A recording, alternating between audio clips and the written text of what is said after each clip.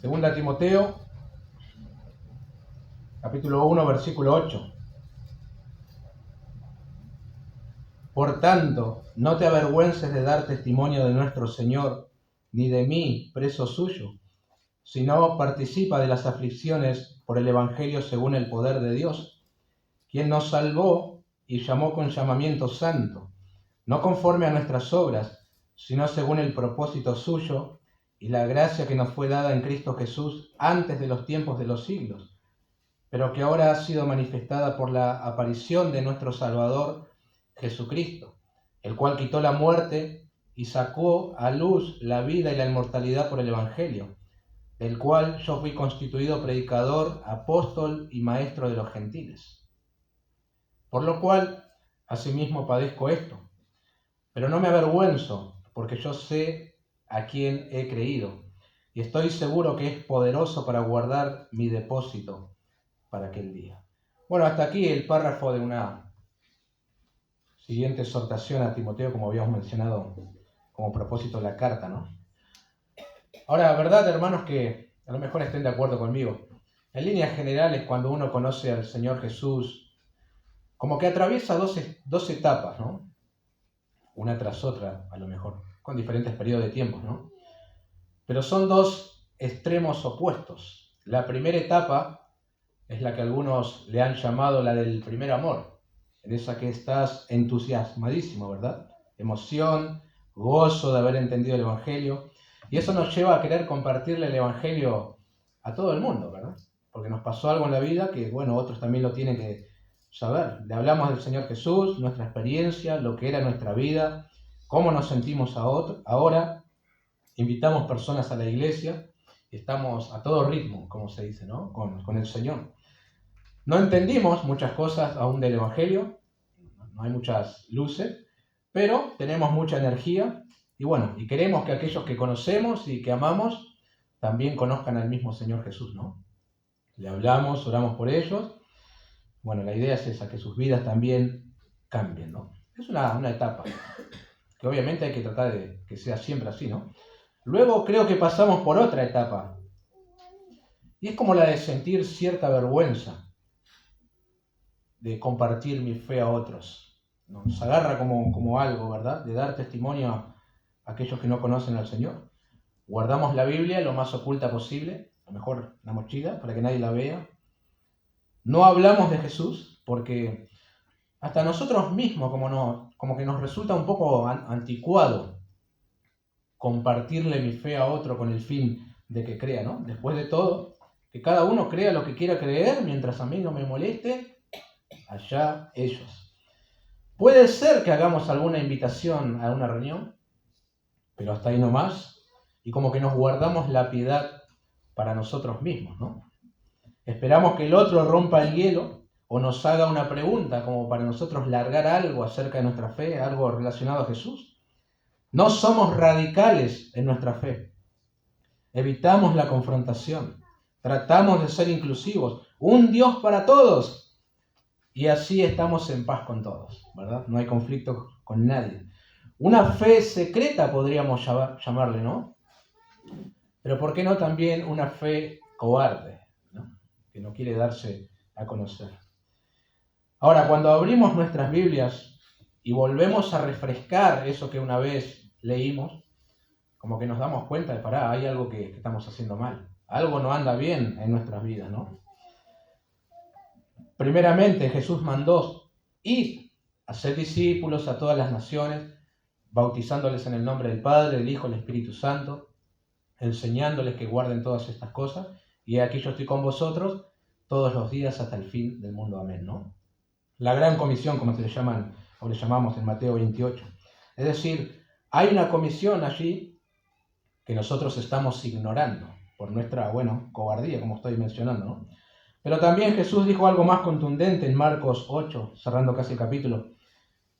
Porque el que se avergonzare de mí y de mis palabras en esta generación adúltera y pecadora, el Hijo del Hombre se avergonzará también de él cuando venga en la gloria de su Padre con los santos ángeles.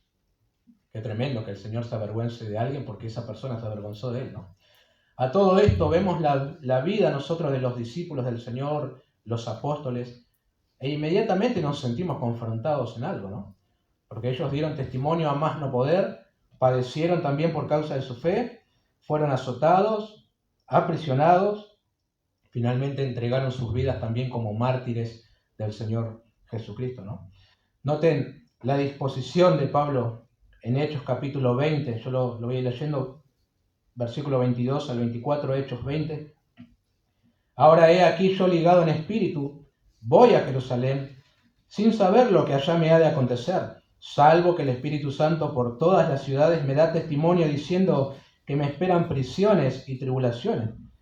Pero de ninguna cosa hago caso, ni estimo preciosa mi vida para mí mismo, con tal que acabe mi carrera con gozo y el ministerio que recibí del Señor Jesús, para dar testimonio del Evangelio de la gracia de Dios. Qué impresionante. Su vida no era tan preciosa sino iba a estar haciendo lo que el Señor le llamó a hacer, ¿no? Algunos consideran su vida preciosa, pero no por causa del Señor.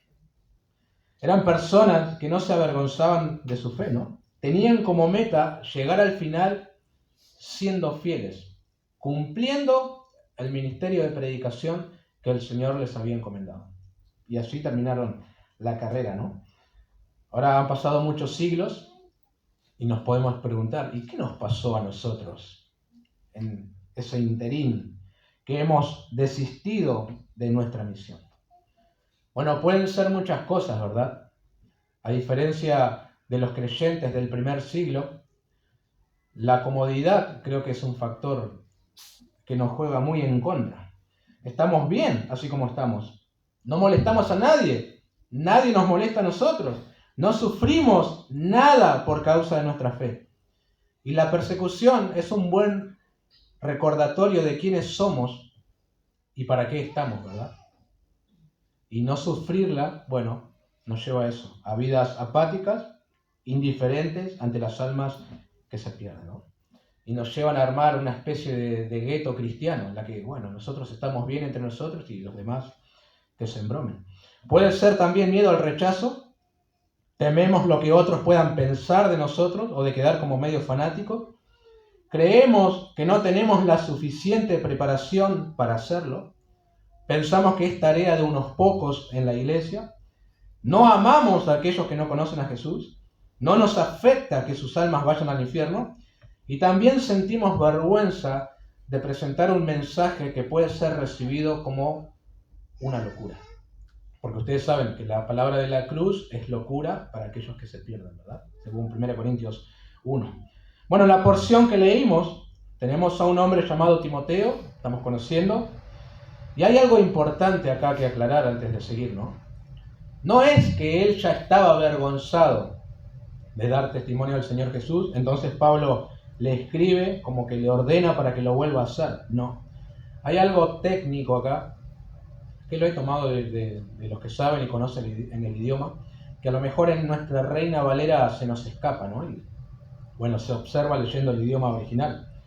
En el versículo no hay un imperativo presente. Deja de avergonzarte, Timoteo. No es eso. Notan que da la impresión de que puede llegar a decir eso, pero no es eso lo que está diciendo Pablo. Sino un subjuntivo aoristo se llama. No hagas esto. Es decir, Pablo no afirma que Timoteo ya se avergonzaba, sino que le advierte que no lo haga en una situación concreta. Es decir, lo está animando. Dijimos que eso era uno de los propósitos de la carta, ¿no? Ustedes saben, hermanos, las presiones eran muchas para este pastor. Además, la Escritura advierte al que piensa estar firme, mire que no caiga, 1 Corintios 10, y Timoteo sería tentado a desistir de dar testimonio por diferentes razones. Pero aquí Pablo le escribe para que eso no suceda, le anima, ¿verdad? Entonces, bueno, él leyendo la carta tenía que cobrar ánimo y seguir haciendo lo que el Señor le había llamado a hacer. En nuestro contexto, hoy, a lo mejor sí necesitamos un imperativo, porque ya hemos desistido de testificar, nos avergonzamos del Evangelio y necesitamos que se nos diga esto, ¿no? Ahora, creo yo, observando los pasajes, los versículos, en la porción encontramos por lo menos 3 razones por las que no deberíamos avergonzarnos de dar testimonio de nuestro Señor. En primer lugar, porque el Espíritu Santo nos ha dotado de recursos. Versículo 8, por tanto, no te avergüences de dar testimonio de nuestro Señor, ni de mí, preso suyo, sino participa de las aflicciones por el Evangelio según el poder de Dios. Otra vez, ese por tanto, con el que inicia el versículo, nos lleva a mirar hacia atrás, como cuando lees así que, es una conclusión de algo que se dijo y tenés que mirar el contexto.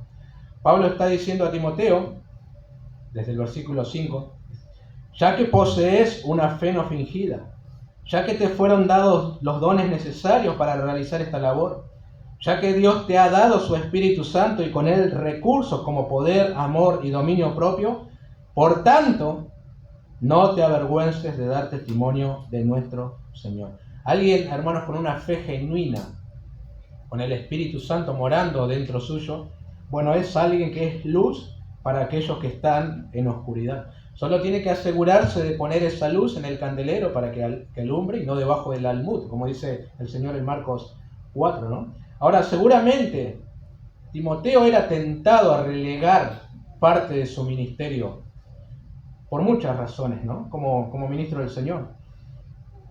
¿Cuál es su llamado? Dar testimonio del Señor. Y de alguna manera, todos los creyentes somos tentados a lo mismo. Y por las causas que acabo de mencionar, ¿no? La vergüenza está muy relacionada al temor. Timoteo ve que su mentor, su padre espiritual, el apóstol Pablo, está en prisión, y esa puede ser también su suerte. Y puede llegar a acobardarle un poco, ¿verdad? No es lo mismo ser creyente hoy que haberlo sido en el año 60, por ejemplo, que se calcula que es el periodo en el que se escribe esta carta. Y por eso puede ser que Timoteo se acobardara. Él corre el riesgo de llenarse de temor y avergonzarse de dar testimonio. Antes de que eso suceda, o si ya había indicios, Pablo le anima a no avergonzarse, ¿no? Podríamos definir el verbo como tener un sentimiento de temor o de vergüenza que impiden que una persona lleve a cabo algo. Por ejemplo, en Lucas 16:3, ¿recuerdan a este mayordomo infiel? Entonces el mayordomo dijo para sí, Lucas 16:3, ¿qué haré? Porque mi amo me quita la mayordomía. Cavar no puedo, mendigar me da vergüenza. Siempre hay, hermanos, áreas en la vida que experimentamos este sentimiento, ¿no? No que sea malo en sí. En algunas ocasiones está bien tener vergüenza.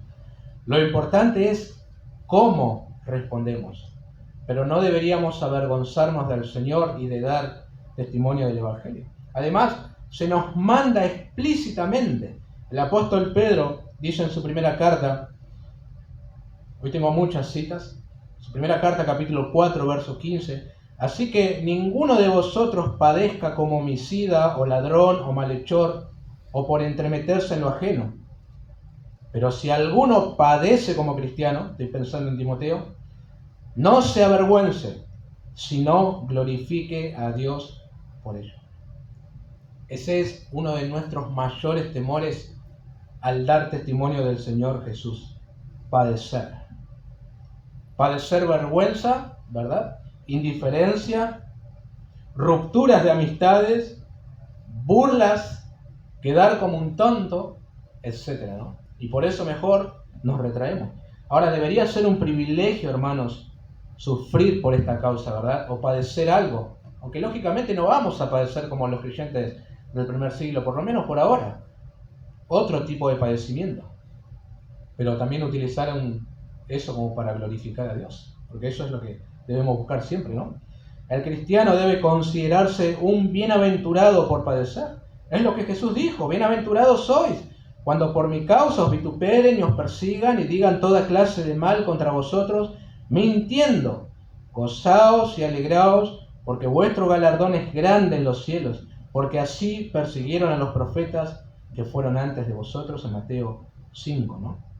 Como dije, en nuestro contexto difícilmente, por lo menos por ahora, padezcamos del mismo modo que los discípulos del Señor, o hermanos en otros puntos del mundo, como por ejemplo Corea del Norte en la actualidad, Nigeria y, bueno, la mayoría de los países también en Medio Oriente. Ahí hay verdadera persecución y muchos hermanos continúan testificando a pesar de eso, ¿no? Es decir, no hacerlo debería avergonzarnos, sabiendo que otros lo hacen en peores condiciones, ¿no? La actitud, hermanos, que deberíamos tener es la que adoptó el apóstol Pablo. No es que él mandaba algo o aconsejaba algo que él no vivía. Por supuesto, él lo vivía y lo enseñaba. Dijo en Romanos 1:16, porque no me avergüenzo del Evangelio, porque es poder de Dios para salvación a todo aquel que cree, al judío primeramente y también al griego. Y por no avergonzarse es que ahora está padeciendo prisión y bueno, posteriormente también va a estar entregando su vida. Pero donde quiera que iba, testificaba del Señor, ¿no? Además, haciendo justicia a nuestro punto, tenemos los recursos para no avergonzarnos. No es que vamos sin nada a merced de que Satanás nos devore, ¿no? No quiero ser repetitivo, pero el Señor por su Espíritu nos ha dado poder, amor, dominio propio. Esos son los recursos, ¿verdad? Para testificar. Poder para hacerlo con valentía, eficacia. Amor que nos mueva a compartir el mensaje, no por obligación, sino por deseo de que otros se salven, conozcan la verdad. Y dominio propio que nos ayuda a no reaccionar con ira, miedo o vergüenza. Es decir, el Señor demanda algo de nosotros, pero Él nos da los recursos para que nosotros podamos hacer ese algo, ¿no? Solo hay que echar manos a la obra. Y eso es lo que olvidamos, hermanos. Puede ser que hay como muy poca confianza en nosotros mismos, y en parte está bien, pero tiene que haber confianza en el Señor y en lo que Él nos ha dado. Y eso tiene que motivarte a compartir el Evangelio. Otra vez, citando al apóstol, en su primera carta a los Corintios dijo, estuve entre vosotros con debilidad y mucho temor y temblor, y ni mi palabra ni mi predicación fue con palabras persuasivas de humana sabiduría, sino con demostración del Espíritu y de poder. El comentarista Robertson, él cree que se está hablando de poder acá en un sentido moral, y esto se ve en la conversión de las personas a través del testimonio del Evangelio.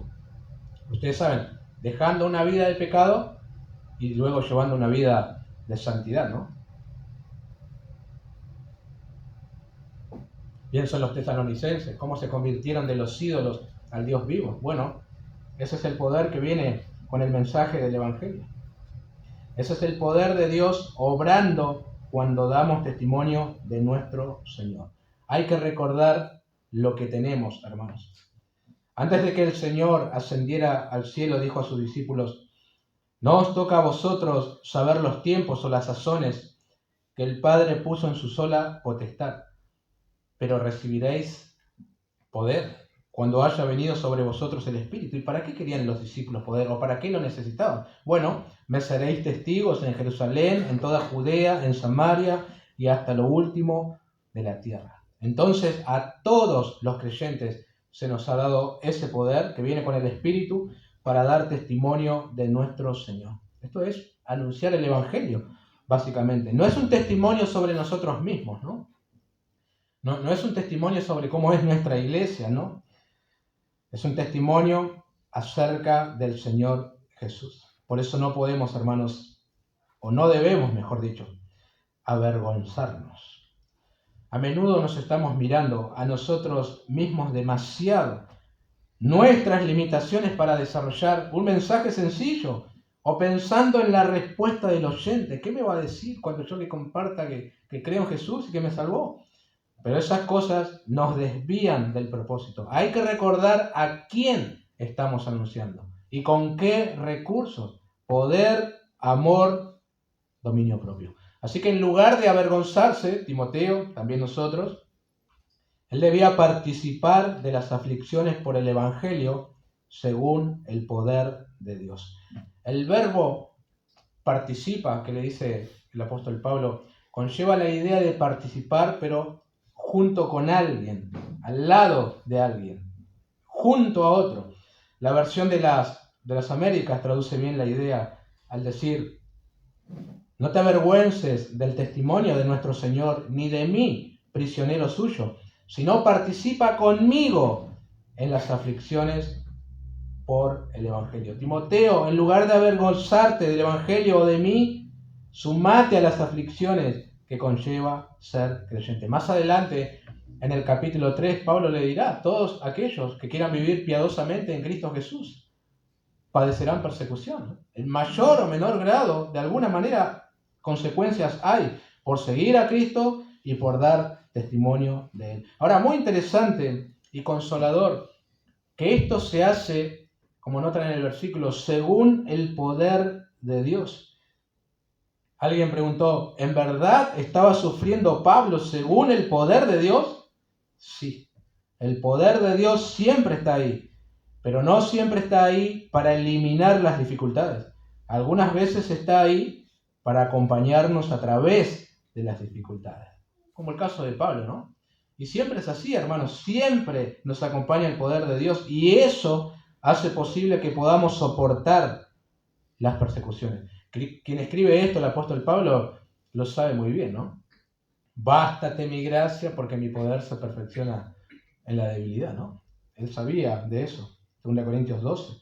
Más adelante en esta misma carta dirá, en mi primera defensa ninguno estuvo a mi lado, sino que todos me desampararon. No les sea tomado en cuenta, pero el Señor estuvo a mi lado y me dio fuerzas para que por mí fuese cumplida la predicación y que todos los gentiles oyesen. Así fui librado de la boca del león. Las aflicciones por causa de Cristo son parte de nuestro llamado. Es decir, escaparle a eso es algo absurdo.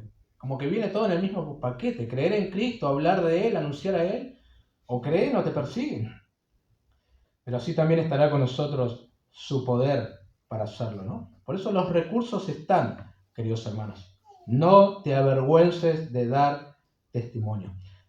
Es más, es esperable una respuesta antagónica de aquellos que no conocen al Señor, que puede ser nuestra propia familia, ¿no?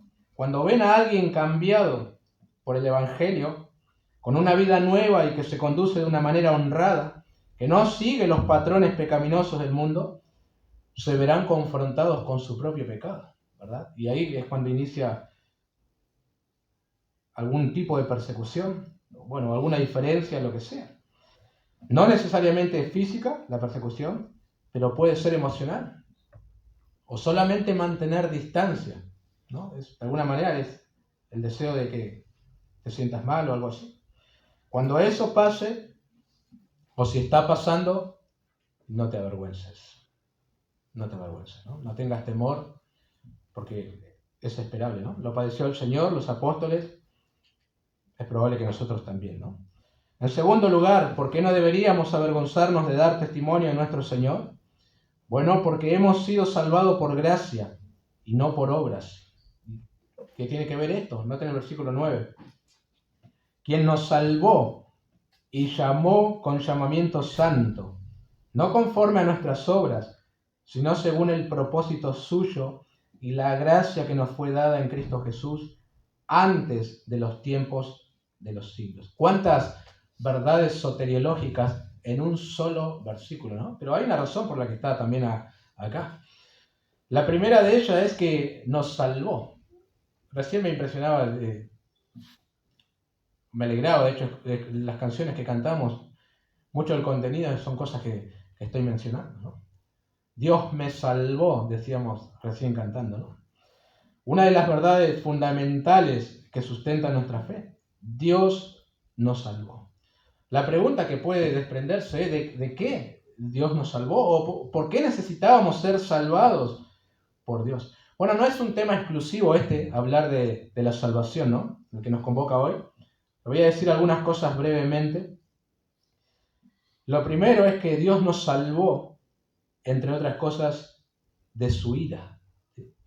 La Escritura dice, Juan 3:36, el que cree en el Hijo tiene vida eterna, pero el que rehúsa creer en el Hijo no verá la vida, sino que la ira de Dios está sobre él.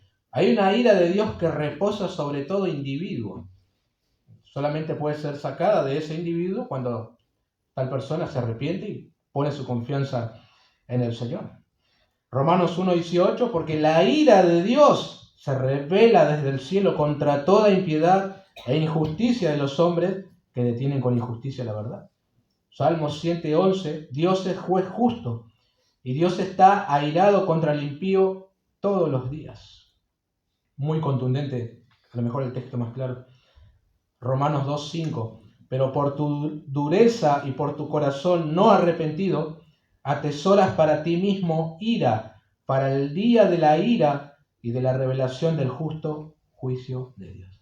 Pero gracias a Dios que a los creyentes no nos ha puesto Dios para alcanzar, nos ha puesto, mejor dicho, para alcanzar salvación y no ira por medio de nuestro Señor Jesucristo. 1 Tesalonicenses 5, ¿no? Así que Dios nos salvó de su ira. Dios nos salvó también de la condenación eterna. Romanos 6:23, porque la paga del pecado es muerte, mas la dádiva de Dios es vida eterna en Cristo Jesús, Señor nuestro. 2 Tesalonicenses 1:8-9, en llama de fuego para dar retribución a los que no conocieron a Dios, ni obedecen al Evangelio de nuestro Señor Jesucristo, los cuales sufrirán pena de eterna perdición, excluidos de la presencia del Señor y de la gloria de su poder. Impresionante, eso es lo que le espera a aquel que no ha confiado en Jesús. Eterna perdición. Juan 3:18, el que en él cree no es condenado, pero el que no cree ya ha sido condenado porque no ha creído en el nombre del unigénito Hijo de Dios. Eso es lo que merecemos por nuestros pecados, ¿no? Condenación eterna. Pero gracias a Dios podemos decir que Él nos salvó, ¿no? Dios nos salvó también de nuestros pecados. Mateo 1:21, dará a luz un hijo, llamará su nombre Jesús, porque Él salvará a su pueblo de sus pecados. 1 Timoteo 1:15, palabra fiel y digna de ser recibida por todos, que Cristo Jesús vino al mundo para salvar a los pecadores, de los cuales yo soy el primero. Gálatas 1:4, el cual se dio a sí mismo por nuestros pecados, para librarnos del presente siglo malo, conforme a la voluntad de nuestro Dios y Padre.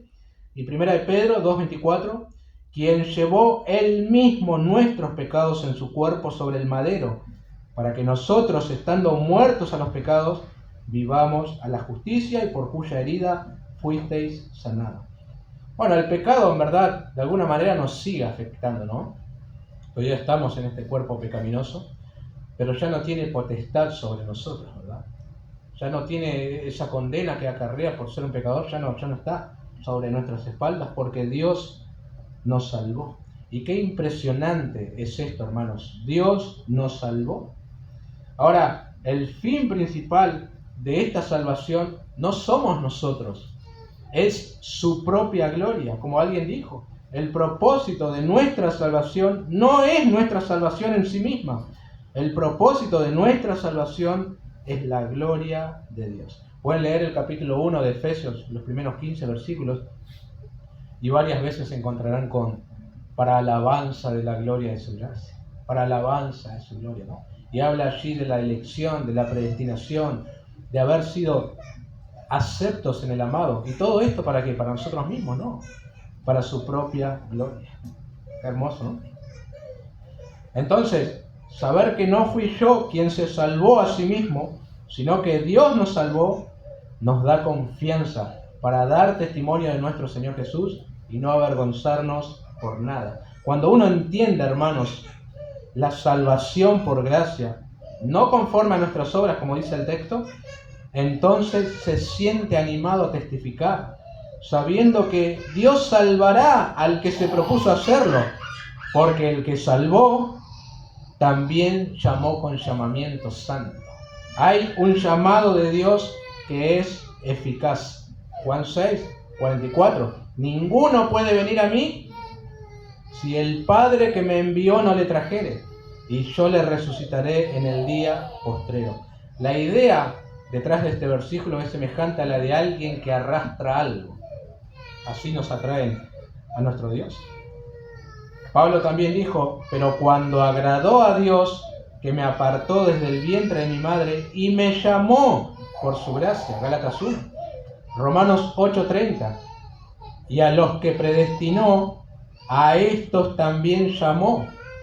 Segunda Tesalonicenses 2:14, a lo cual os llamó mediante nuestro evangelio para alcanzar la gloria de nuestro Señor Jesucristo. Y hay otros tantos versículos, hermanos, que revelan que el llamamiento de Dios no es simplemente una invitación, es una obra transformadora, con propósito eterno y que nos lleva a vivir en santidad. Es mentira eso de que Dios nos llama y salva porque Él sabía en su presciencia que nosotros íbamos a responder a ese llamamiento. No. Él llama eficazmente, Él llama salvíficamente. No podemos separar su llamamiento con la salvación. No, ambas cosas no están separadas, sino que se complementan. Dios llama para salvar, ¿sí? Ahora trato de pensar en la situación y en Timoteo. Él básicamente es un pastor que va a ser tentado a avergonzarse de dar testimonio del Señor.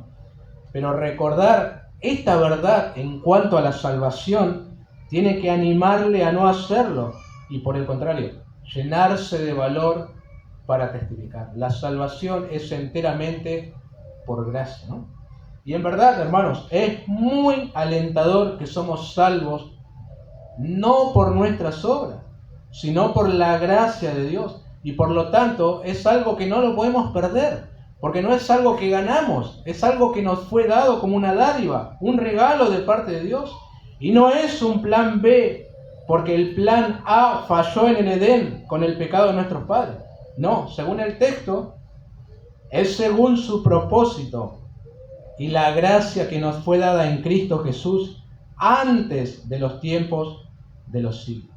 Dios determinó salvarnos antes de que todo fuera creado, antes de que hubiera pecado, antes de que oyéramos el Evangelio, antes de que nos arrepintiéramos, antes de que creyéramos. Después, en el tiempo, Dios proveyó los medios para que esta salvación se diera. Envió a su Hijo Jesucristo, ¿verdad?, para morir por nosotros. Nos hizo llegar el mensaje del Evangelio y nos dio fe para ejercerla también en él. Qué lindo. Y creo que por no entenderla, no entender cómo es esta salvación, el propósito soberano de Dios, y por no apreciarla, es que nos retraemos y nos avergonzamos de dar testimonio, ¿no? ¿Seguro? Debería llenarnos de confianza que el plan de Dios es de esta manera. Al no ser por obras, nos da libertad para testificarle incluso al que consideramos el peor ser humano. Ir con el mensaje del Evangelio. Él también puede arrepentirse, él también puede confiar en el Salvador. Así que, porque hemos sido salvados por gracia y no por obras, no puede haber lugar para la vergüenza, ¿verdad? Y dar testimonio, y negarnos a dar testimonio.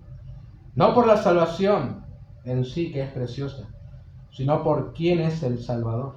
Es avergonzarnos de Él y lo que Él hizo, ¿no? Entregar su vida por nosotros. ¿Cómo nos presentaremos delante de Él, verdad, en aquel día? Con vergüenza, ¿no? Por habernos avergonzado justamente de dar testimonio. En tercer lugar, una última razón por la que no deberíamos avergonzarnos de dar testimonio a nuestro Señor, y es porque le conocemos y su poder guardará nuestras vidas hasta el fin, ¿no? Versículo 11, del cual yo fui constituido predicador, apóstol y maestro de los gentiles, por lo cual asimismo padezco esto, pero no me avergüenzo, porque yo sé a quién he creído y estoy seguro que es poderoso para guardar mi depósito para aquel día.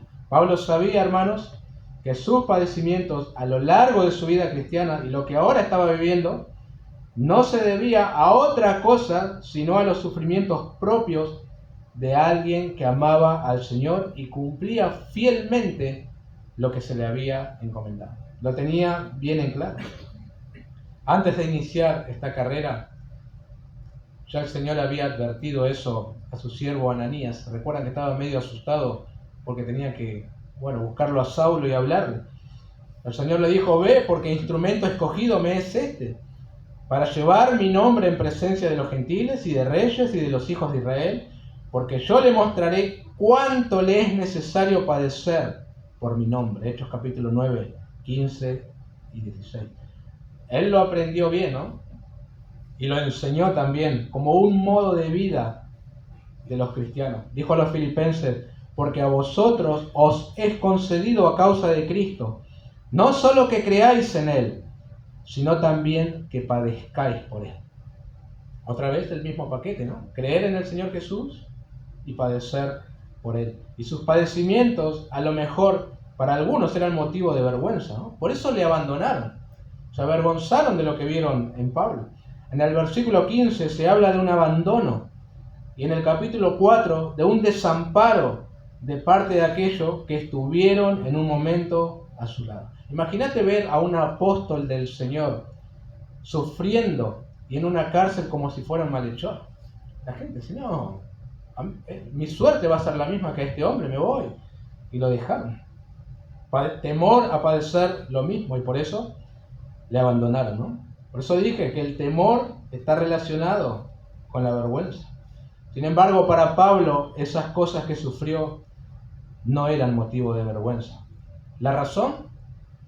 Yo sé a quién he creído. En otras palabras, él conocía al Señor. Alguien dijo, debemos conocer lo que creemos, pero es aún más importante conocer a quién creemos. Y en última instancia, eso es lo que sostenía a Pablo, hermano. Cuando lleguemos a Filipenses 4, los miércoles 11, hasta el 14 vamos a ver qué era lo que sostenía a Pablo.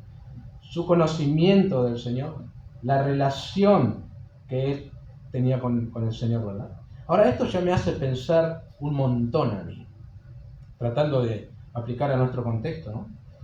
A lo mejor algunos se avergüenzan de dar testimonio del Señor porque verdaderamente no le conocen. Yo sé a quién he creído, conozco al Señor, tengo una relación con Él, decía Pablo, y bueno, testifico. A lo mejor hay otros que en verdad no le conocen. Y con dar testimonio, hermanos, no me estoy refiriendo solamente a aprovechar oportunidades para compartir el Evangelio con las personas, no, sino a vivir la vida cristiana según las Escrituras, vivir a Cristo. Esto va a implicar renunciar a un montón de cosas y adoptar otras, priorizar las cosas espirituales que edifican, las reuniones, los medios de gracia, la comunión con los hermanos. Muchos se han acostumbrado a una vida religiosa dentro del cristianismo, aún dentro de una iglesia que dice ser de sana doctrina. Vienen los domingos, pero Cristo es solamente el momento que dura la reunión.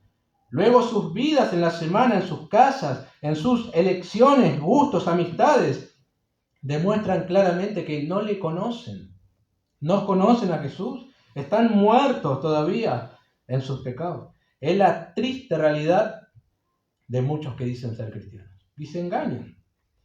No saben en quién han creído porque no le conocen. Solo conocen las formas y la cultura del Evangelio. Saben cómo se habla en la iglesia, las palabras, saben cómo hay que vestirse, las formas, pero no la sustancia. Por eso no están dispuestos a padecer por el Señor, sufrir vergüenza y alguna persecución, la que sea de parte de los incrédulos. Sin embargo, este hombre, no es solamente que lo dice, sino que lo vive el apóstol Pablo y puede dar testimonio de que en verdad conoce a quien ha creído. Él sabía que Jesús era el Hijo de Dios, el cual me amó y se entregó a sí mismo por mí, como decía a los Gálatas en el capítulo 2. Y era un privilegio para Pablo sufrir por él. Por eso también tiene la seguridad de que guardará su depósito para aquel día. Bueno, muchos se han preguntado cuál es el depósito el que está hablando el apóstol Pablo aquí, porque más adelante se hablará otra vez, pero aparentemente no quiere decir lo mismo que acá. Se preguntan si es una referencia al Evangelio o al cuerpo, o la vida de Pablo. Bueno, por el contexto parece referirse a la vida del apóstol Pablo, ¿no? Ese es el depósito, una vida entregada a Cristo para completa salvación. El Señor es poderoso y lo guardará para aquel día. Como el mismo Señor dijo en Juan 10, mis ovejas oyen mi voz, yo las conozco, me siguen y yo les doy vida eterna y no perecerán jamás, ni nadie las arrebatará de mi mano, ¿no? Es lo mismo que está diciendo Pablo acá. El Señor va a guardar su depósito para aquel día. Y aquel día, sin duda, se refiere a ese momento en el que estemos delante del Señor en su tribunal, ¿no? Más adelante dice Pablo en esta misma carta: por lo demás, me está guardada la corona de justicia, la cual me dará el Señor, juez justo, en aquel día. Y no solo a mí, sino también a todos los que aman su venida, en el capítulo 4, ¿no? Así que no hay motivos para avergonzarse, no hay motivos para temer, sino razones para dar testimonio del Señor Jesús. Porque pasara lo que pasara, lo que el Señor permitiera, uno tiene que confiar en el que Él es poderoso y se ha comprometido a guardar nuestras almas para la eternidad. Y nadie tiene más poder que Él, ¿no? Nadie. Nadie nos puede arrebatar de sus manos. Nadie nos puede quitar lo que Él nos ha dado. Por lo tanto, queridos hermanos, no te avergüences de dar testimonio del Señor, ¿no? Cuentas con los recursos, tienes una salvación preciosa que es por gracia, no por obra, y seguramente conoces también al Señor. Y Él es poderoso para guardar tu vida en aquel día, ¿no? Piensa en estas cosas. Primero, recuerda los recursos que ya tienes. Poder, amor, dominio propio. Su Espíritu Santo en vos. No esperes sentirte suficientemente preparado para hablar de Cristo, no. Dios ya te ha equipado con su Espíritu, su palabra y su poder. Cuando el Señor, ¿verdad?, te atrajo por el mensaje del Evangelio, yo no creo que alguien te haya presentado el argumento cosmológico Calam para la existencia de Dios. No, fue un mensaje sencillo. Sos un pecador y Cristo murió por tus pecados, necesitas arrepentirte y confiar, y eso es todo. Es un mensaje sencillo el Evangelio y no hay que inventar nada nuevo, ¿no? Por eso no confíes tanto en el método, sino en quién es el Señor y los recursos que Él te ha dado para testificar. Utilízalos, ¿no? Utilízalos. Segundo, recuerda que tu salvación no fue ganada por ti, sino dada por Él. Cada vez que sientas vergüenza o inseguridad al hablar de Jesús, pensá en esto. Salvo por gracia. La salvación es enteramente del Señor. Yo solo soy un instrumento que transmite el mensaje del Evangelio y Dios hace la obra. Todos aquellos que ha escogido para salvar desde antes de la fundación del mundo serán salvos. Y eso te tiene que dar confianza. Tercero, no es solamente un llamado a no avergonzarse en cuanto al testimonio oral acerca de nuestro Señor, sino a una vida que se identifique con Él. Hay que participar, hermanos, de las aflicciones de Cristo por el poder de Dios, según el poder de Dios. No hay que escapar a las consecuencias propias de una vida que tiene luz y convive entre tanta oscuridad. Hay que aceptar ser rechazados, abandonados, no intentar caerle bien a todos. Eso es imposible, ¿no? Y es parte del Evangelio eso también, ¿no? Sí, Pablo decía, si agradara a los hombres no sería siervo de Jesucristo. Y hay cosas que no se pueden negociar. Jesús dijo que si a Él le persiguieron, bueno, a los suyos también le perseguirían. Así que no escapemos a eso. Y por último, cuarto, ¿conoces en verdad a Jesús? No lo des por sentado. ¿De verdad podés decir como Pablo, yo sé a quién he creído? A lo mejor esa vergüenza, ese temor a identificarse con Él, esté gritando fuertemente que no le conoces. Y por lo menos, pienso yo, en esta tarde, eso es bueno, porque tenés la oportunidad de arrepentirte de tus pecados, de haber llevado una vida de religión sin relación con el Señor y confiar en Él para salvación, ¿no? Y que puedas salir de acá diciendo, ahora sí, en verdad, le conozco, ¿no? Bueno, oremos. Te damos gracias, oh Señor, por la Escritura, por lo rica, abundante e instructiva que es. Reconocemos su inspiración, oh Dios. Y en verdad todos somos, de alguna manera, tentados, Señor, a no dar testimonio de nuestra fe. A lo mejor sentimos cierta vergüenza de lo que otros puedan pensar de nosotros, pero ayúdanos a tomar la Escritura, a aplicarlo, que tu Espíritu inquiete nuestros corazones y nos ayudes, oh Dios. Ayúdanos a pensar también, ayuda a los que en este lugar no te conocen y a lo mejor han llevado una vida religiosa por mucho tiempo y esto puede despertarles a la realidad de su condición delante de ti. Tú nos conoces, oh Dios, tú nos conoces. Así que utiliza la Escritura para tratar con nosotros. En el nombre de Jesús, amén.